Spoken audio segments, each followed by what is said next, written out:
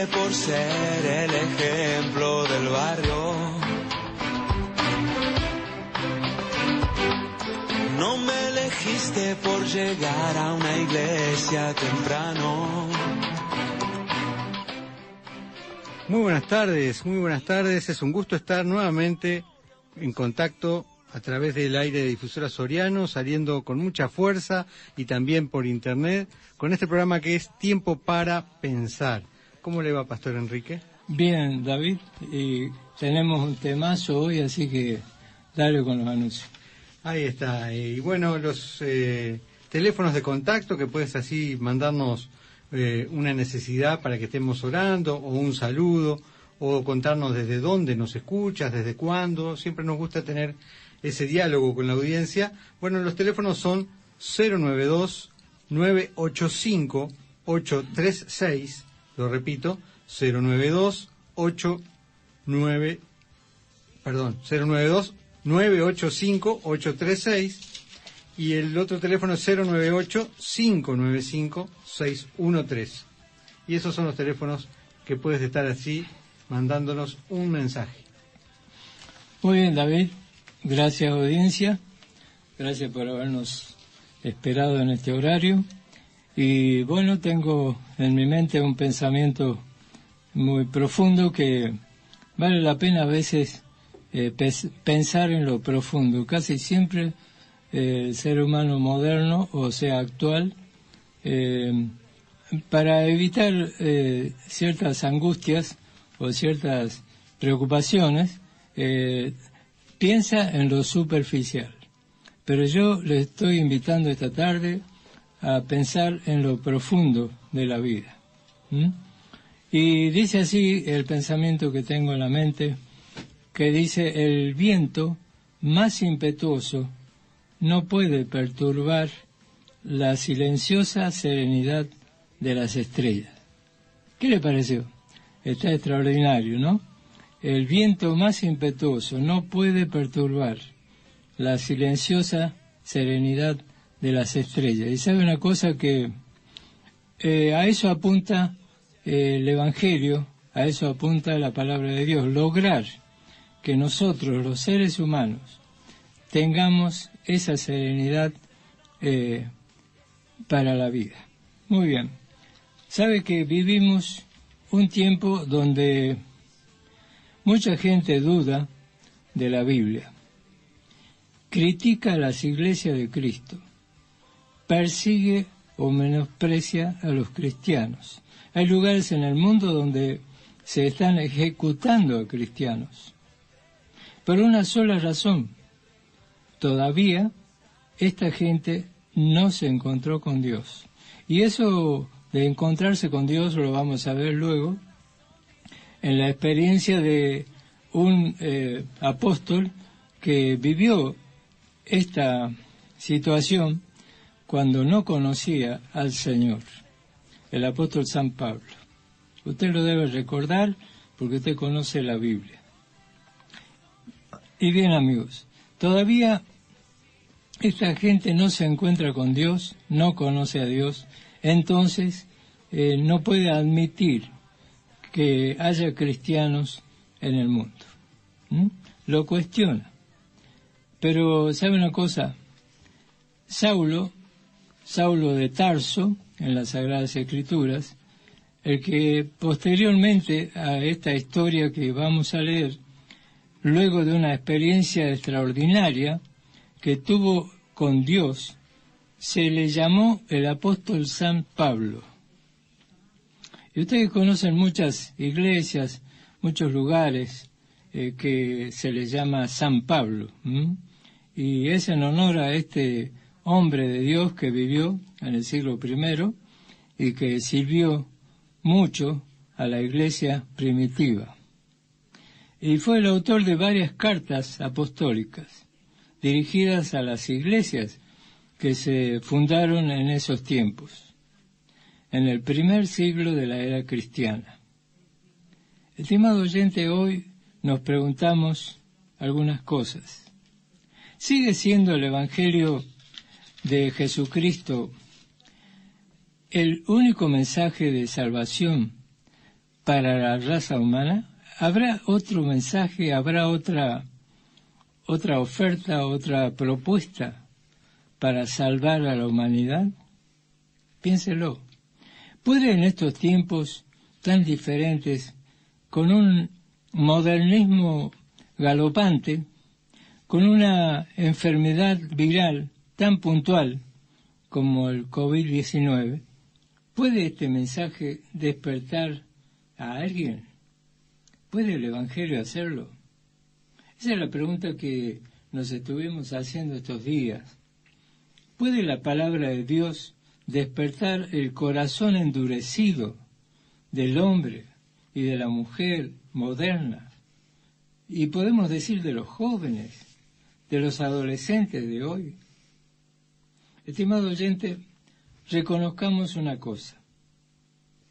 Somos quizás modernos y estamos rodeados de filosofías que se compiten entre sí, pero también hay huecas sutilezas, según el apóstol Pablo, que hoy iba a ocurrir esto, huecas sutilezas, filosofías baratas y engaño que no tiene fin, y que hundirán a miles en una gran miseria intelectual. Hundirán a miles. Esta mezcla de filosofías modernas que han salido por el mundo van a hundir a miles en confusión y en una gran miseria intelectual. El ser humano, sin el Señor, queda abismado, queda perdido, debe volverse a Dios. Y yo le voy a pedir a David que esté buscando en Isaías 55:7, y usted va a ver que es así. El hombre sin Dios, el hombre que no llegó a conocer a Jesús, el hombre que se resiste al Evangelio de Jesucristo, quedará abismado en sus pensamientos, quedará perdido, no encontrará solución alguna. Leemos entonces el libro del profeta Isaías, capítulo 55, verso 7. Deje el impío su camino, y el hombre inicuo sus pensamientos, y vuélvase a Jehová, el cual tendrá de él misericordia, al Dios nuestro, al cual será amplio en perdonar. Buenazo, David, ¿no te parece que esta sería la única solución, no? Eso es un mensaje que viene a través del tiempo, ¿no? A través de la Escritura, que está tan vigente hoy como cuando se escribió. El hombre sin Dios está perdido en muchos aspectos. Podemos nombrar el aspecto moral, el aspecto espiritual, pero en su esencia el hombre es un ser caído de su naturaleza. El profeta Isaías en este versículo tan corto dice: deje el impío su camino y el hombre inicuo sus pensamientos. Ahora vamos a ver cómo actúa el impío, el que no conoce a Dios, en el libro de los Hechos, David, capítulo 9, en la gran historia del apóstol San Pablo, que en ese momento se llamaba Saulo, le decían Saulo de Tarso, hijo de fariseo y instruido para hacer el mal a la iglesia. Leemos entonces en el libro de Hechos: conversión de Saulo. Saulo, respirando aún amenazas de muerte contra los discípulos del Señor, vino al sumo sacerdote y le pidió cartas para las sinagogas de Damasco, a fin de que si hallase algún hombre o mujer de este camino, los trajese presos a Jerusalén. Mas yendo por el camino, aconteció que al llegar cerca de Damasco, repentinamente lo rodeó un resplandor de luz del cielo, y cayendo en tierra, oyó una voz que le decía: Saulo, Saulo, ¿por qué me persigues? Él dijo: ¿quién eres, Señor? Y le dijo: yo soy Jesús, a quien tú persigues. Dura cosa te es dar coces contra el aguijón. Él, temblando y temeroso, dijo: Señor, ¿qué quieres que yo haga? Y el Señor le dijo: levántate y entra en la ciudad, y se te dirá lo que debes hacer. Y los hombres que iban con Saulo se pararon atónitos, oyendo a la verdad la voz, mas sin ver a nadie. Entonces Saulo se levantó de la tierra, y abriendo los ojos no veía a nadie. Así que llevándole por la mano, le metieron en Damasco, donde estuvo 3 días sin ver, y no comió ni bebió. Había entonces en Damasco un discípulo llamado Ananías, a quien el Señor dijo en visión: Ananías. Y él dijo: heme aquí, Señor. Y el Señor le dijo: levántate y ve a la calle que se llama Derecha, y busca en la casa de Judas a uno llamado Saulo de Tarso, porque he aquí él ora, y ha visto en visión a un varón llamado Ananías, que entra y le pone las manos encima para que recobre la vista.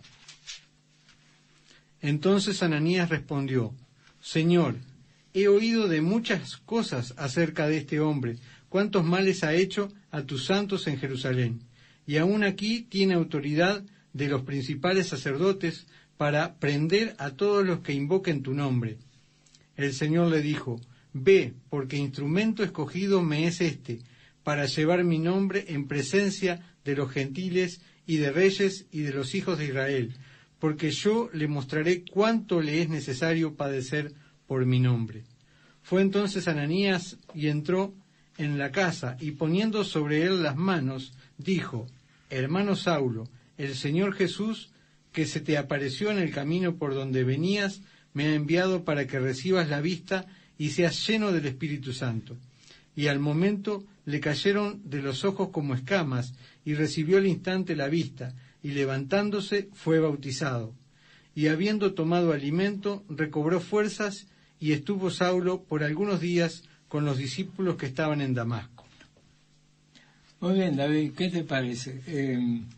Sufrió mucho la Iglesia a través de los siglos, y aquí vemos quizás uno de los comienzos de las persecuciones que hasta hoy persisten, ¿no? Es impresionante el relato, porque vemos en Saulo uno de tantos que en nombre de Dios perseguía a los cristianos, a todos los que invocaban el nombre de Jesucristo, los que creían en él, la iglesia primitiva, los primeros indicios de este camino, como dice acá, los que eran de aquel camino, ¿no?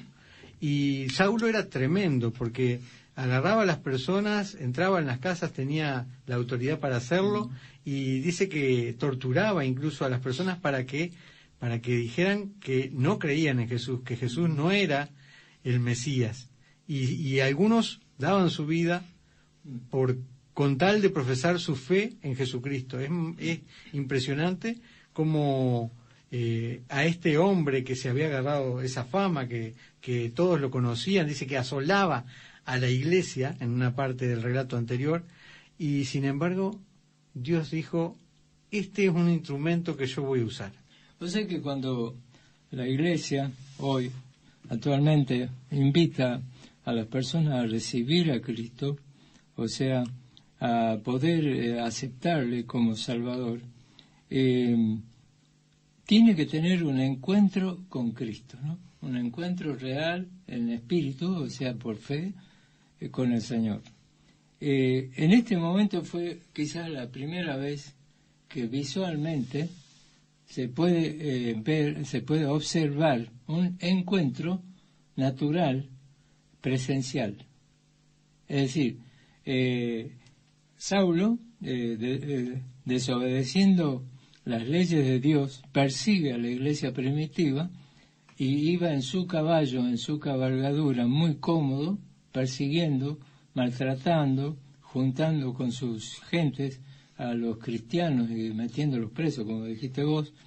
Pero de repente dice que una luz del cielo lo ilumina, y él siente en lo personal una voz que le dice: Saulo, ¿por qué me persigues?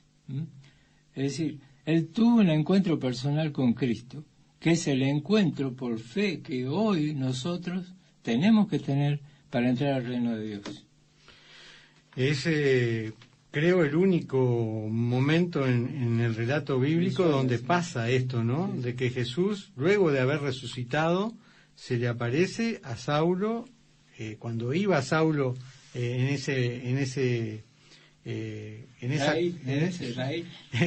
esa persecución que tenía la iglesia, en un hecho sobrenatural, una voz del cielo, y lo hace caer a la tierra de una forma tremenda. Dice que los que estaban con él huyeron y no tenían otra cosa para hacer, no vieron la luz, dice que, pero escucharon esa voz audible que aparecía.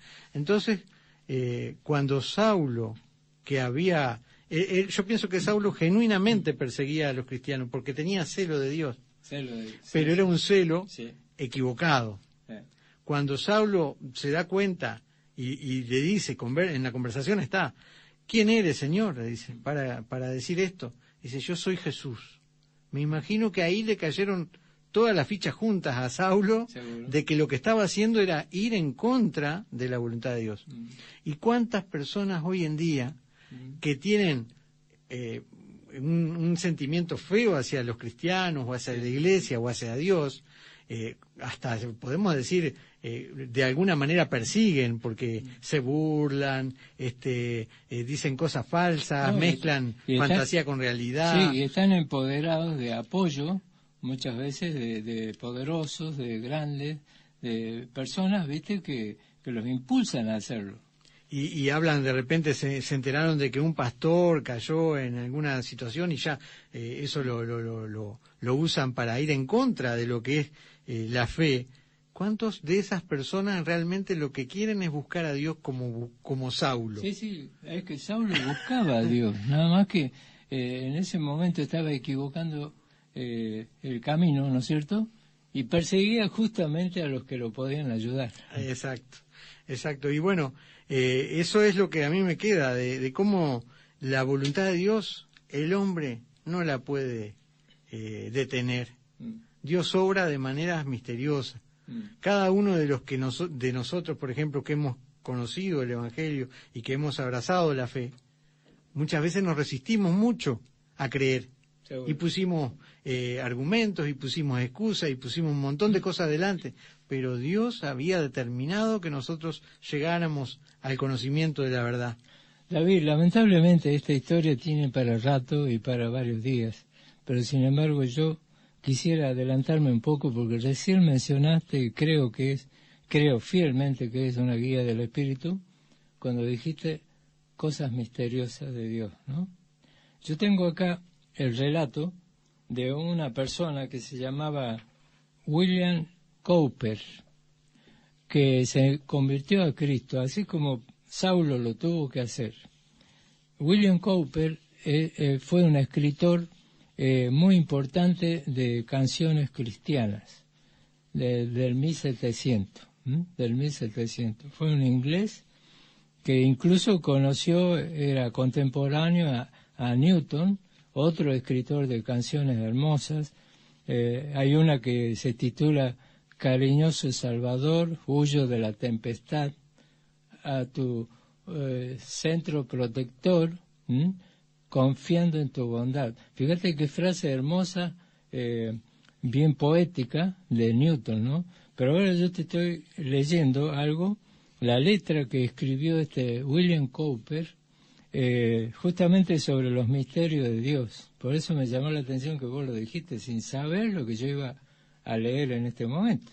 Fíjate, cuando él se convierte a Cristo, se convierte después de haber vivido una situación familiar tremenda, porque él nació y cuando tenía 6 años experimentó el fallecimiento de sus hermanitos, que por alguna pandemia, alguna cosa que existió en ese tiempo, murieron sus hermanitos y quedó solo como hijo de la familia. Pero a los pocos meses muere la madre. Entonces queda solo con el padre y así se va criando este jovencito y empezando a sufrir todas las consecuencias de lo que es haber perdido su familia prácticamente. Entonces él, todo esto como Dios hace que una piedra dura, ¿no es cierto?, cuando es trabajada por la persona ideal para trabajarlo, de adentro puede sacar una gema, ¿no? Una piedra preciosa. Como aquel gran, ¿cómo se llama la persona que trabaja sobre la piedra, sobre... Escultor. Exacto, podemos decir así. Entonces, fíjate la letra que termina escribiendo este hombre en gratitud al Señor, pero después de haberse convertido. Que después yo quisiera que vos vayas pensando qué definición le vamos a dar a la persona, a la palabra conversión, porque acá el título es la conversión de Saulo, ¿sí? Bueno, yo te leo acá y le leo a la audiencia lo que este hombre escribió después de tanto sufrimiento. Como yo digo, cómo el sufrimiento muchas veces genera cosas buenísimas, David. O sea que no hay que desecharlo como algo negativo. Dice así: de maneras misteriosas suele Dios aún obrar, y así sus maravillas por los suyos efectuar. Él cabalga, o sea, Dios cabalga sobre nubes, y los vientos y tempestad son sus siervos enviados para hacer su voluntad. Fíjate qué hermosa frase poética de este hombre. Ahora, el segundo dice: en abismos insondables, con destreza y gran saber, atesora sus designios, efectúa su querer. Como Dios va trabajando, ¿no?, en la vida de la persona. Dice: alentaos pues medrosos. Medroso quiere decir personas que se achicaron, que se compungieron tanto que quedaron como inutilizados. Alentaos pues medrosos, estas negras nubes son, de sus bendiciones llenas, traerán la salvación. Fíjate vos qué hermosa letra. Impresionante. Impresionante. Después dice el tercero, dice: no juzguéis por los sentidos los designios del Señor. Es decir, que en todo hay un propósito, ¿no? En la vida de Saulo también, cuando cayó del caballo y se encontró con Cristo. Si parece que las pruebas contradicen su amor, el amor de Dios, descansad en sus promesas, en su gracia confiad. Estas sombras son el manto con que envuelve su bondad. Mirá. El cuarto dice: sus propósitos perfectos a su tiempo cumplirá, y lo que es ahora amargo, dulce fruto llevará. La incredulidad es ciega, pues no mira más allá. A la fe Dios se revela, ahí le da el finish, dice: todo nos aclarará. Impresionante, impresionante. Esa letra es realmente hermosa y revela lo que estábamos hablando, como a veces en situaciones que no podemos entender, Dios las está usando, esas situaciones, para llamarnos o para pulirnos o para sacar de nosotros las cosas negativas, ¿verdad? Porque Él está haciendo una obra en nuestra vida. Y esa obra es más poderosa que nosotros mismos. Nosotros podemos estorbar la obra de Dios, eso sí, lo podemos estorbar, pero no podemos evitarla, porque Dios es soberano. Acá Saulo perseguía a la iglesia.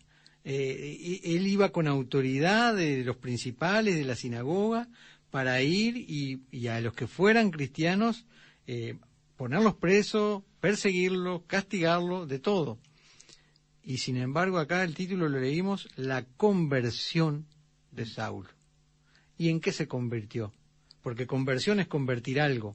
¿En qué nos convertimos cuando tenemos una experiencia con Dios? ¿Por qué es el cambio? ¿Cuál es el cambio más notable que hay? El cambio no lo vemos físicamente. No es que cambiemos de la noche a la mañana nuestra forma de pensar o de sentir. No, el cambio es espiritual. Aunque no sepamos lo que está pasando en nuestra vida, el cambio se está dando igual. Es un nacimiento interno de la persona. Y la persona empieza a percibir las cosas espirituales de Dios, empieza a oír la voz de Dios, empieza a ver cuáles son los propósitos de Dios. Es como que Dios le saca una venda, David. La fe te quita la venda. Y Saulo, acá en este pasaje, cuando se encuentra con Dios, dice que quedó ciego. Pero eso no era la conversión. No pasó de ver a no ver. No, la conversión fue algo más profundo. Cuando él escuchó esa voz, cuando vio con quién estaba, él estuvo 3 días sin comer. No creo que fuera que tuviera algún impedimento. Él realmente quedó trastocado, sorprendido y meditando en lo que había pasado y buscando respuesta, y la respuesta llega prácticamente inmediata, porque Ananías fue mandado por Dios como una confirmación para Pablo, y Dios lo usó a Ananías y inclusive recuperó la vista, fue bautizado. Me llama la atención cómo fue bautizado inmediatamente, ¿no? Sí. Que hoy por hoy no está bien visto. Así tiene que ser. Sí, bueno, pero la iglesia primitiva lo hacía de esa manera. La conversión era, ayer no creía, hoy ya creo y mañana estoy predicando en el culto. Bueno, pero lo que nosotros queremos mostrarle al que no conoce sobre el Evangelio es esto. Cuando nos convertimos a Cristo, ya no somos iguales. Dice que somos nueva criatura en ese momento, y dejamos, las cosas viejas pasaron y todas son hechas nuevas, y cambia nuestro presente y cambia nuestra eternidad, y cambia toda nuestra vida. No es algo que tan fácil de explicar como, bueno, le lavaron la cabeza en la iglesia, lo convencieron. Hay muchas personas que están convencidas en la iglesia, pero no están convertidas. Y hay una gran diferencia, están confundidas esa gente. Alaban a Dios, hacen todo humanamente para agradar a Dios, pero aún no tienen un nacimiento espiritual. Así que la conversión es un cambio radical. Radical. Un cambio radical, pasar de muerte espiritual a vida espiritual. Y que no se ve a simple vista. Hoy se nos ha hecho extensa la audición, pero te queremos dejar la invitación para el sábado próximo, que estés sintonizando Tiempo para Pensar, para que aprendamos más acerca del mensaje del Evangelio. Hasta la semana que viene, que el Señor te bendiga ricamente.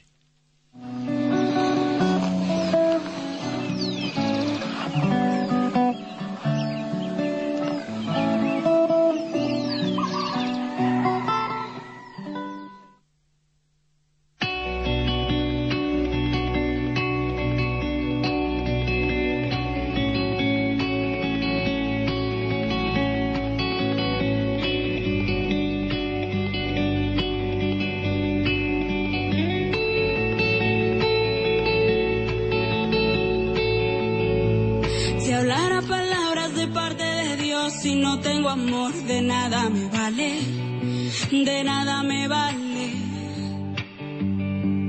Si sé lo profundo de cada misterio y no tengo amor, de nada me vale, de nada me vale.